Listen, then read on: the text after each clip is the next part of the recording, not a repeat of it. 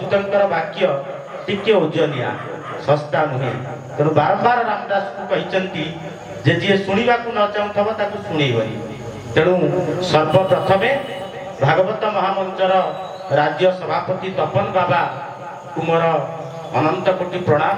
अच्युतानंद महापुरुषंकर अभय चरणार बिंदरे तांकर दीर्घ निरामय जीवन कामना सहित तपन सूर्यंक प्राय सूर्य जमिति सकल जीव जगत उपरे निजर किरण को विच्छुरित करुछंती समग्र दुनिया को आलोक जोगाउछंती तेणु तपन बाबा नेतृत्व में माँ ब्रह्माणी देवी आशीर्वाद रे वासुदेवपुर माटीरू वासुदेवंकर कथा वासुदेवंकर गाथा भागवतर अमृत समग्र ओडिशा रे संचारित हो बोला आनंदे कबार।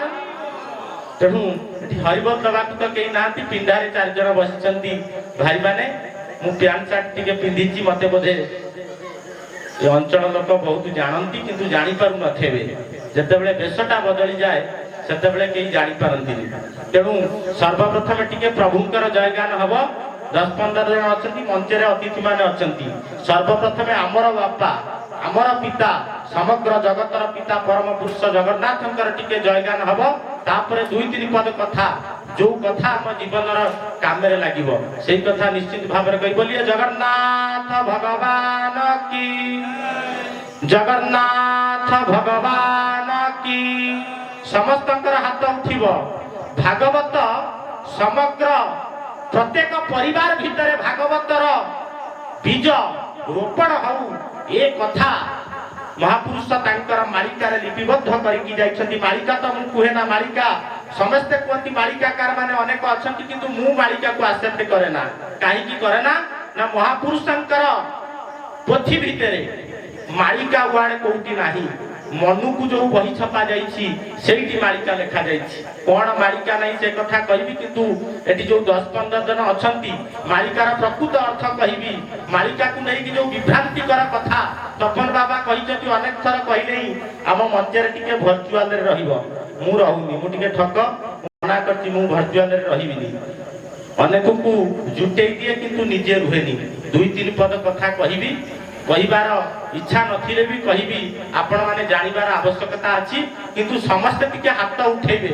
परम पितांक पई निजर पितामातांक पई जार हाथ उठे एवं परम पितांकर पई जार हाथ उठे जे परम पितांकर जयगान करे समग्र जगत तार जयगान करे बोल आनंदे कबार। बोलिए जगन्नाथ भगवान की बलभद्र भगवान की सुभद्रा महामाया की चक्रराज सुदर्शन भगवान की अच्युतानंद महापुरुष की अच्युतानंद महापुरुष की अच्युतानंद महापुरुष की। परम शास्त्र भागवत अभ्यास करू शिवानी बाबा टिके बसिबे आमे टिके सत्संग हबो आपण टिके रहिले भल लागिवो। परम शास्त्र भागवत अभ्यास करू शिवानी गोविंद गोविंद गोविंद पदुगाळुछि मकरांद।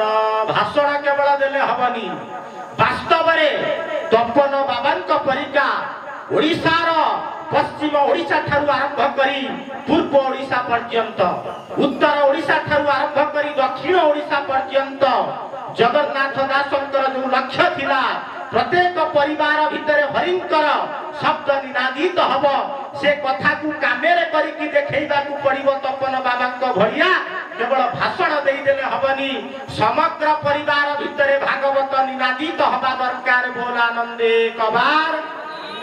काहे कि निनादित हब भागवत पढ़िले लाभ कोन हब हमें जानिले सिना हब जानिबार आवश्यकता अछि। महापुरुष शिशु अनंत पदे कहिले कोन कहिले ना जेते बेले गीता भागवत घरे घरे पाठ पढ़ा हबनी पंडित जी पढुथले वेद वेद वेदांत रे धरणी कंपिब शरीरे नथिब रोग ଶରୀରେ ନଥିବ ରୋଗ। ମୋ କଥା ଶୁଣିବାକୁ ବୋଧେ କା ପାଖରେ ସମୟ ନଥିବ, ଶେଷ ବକ୍ତା, ତେଣୁ ଯେତିକି ଅଛନ୍ତି କହିବି ଟିକେ। ବେଦ ବେଦାନ୍ତରେ ଧରଣୀ କମ୍ପିବ, ଶରୀରେ ନଥିବ ରୋଗ, ଶରୀରେ ନଥିବ ରୋଗ। ଅନନ୍ତ ଜାତିର ଯଶ ସାଉଁଟିବା, ଅନନ୍ତ ଜାତିର ଯଶ ସାଉଁଟିବା, ଜୀବନର ଅହୋଭାଗ୍ୟ, ଜୀବନର ଅହୋଭାଗ୍ୟ, ଜୀବନର ଅହୋଭାଗ୍ୟ।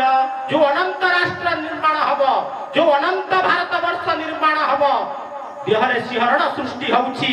ଯୋଉ ଭାରତ ବର୍ଷର ନେତୃତ୍ୱ ସ୍ୱୟଂ ବଳଦେବ ନେବେ, ସେ ବଳଦେବଙ୍କ ନେତୃତ୍ୱ ଭାରତ ବର୍ଷର କେନ୍ଦ୍ର ବିନ୍ଦୁରେ ରହିବ ଗୀତା, କେନ୍ଦ୍ର ବିନ୍ଦୁରେ ରହିବ ଭାଗବତ। ବୋଲ ଆନନ୍ଦେ କବାର।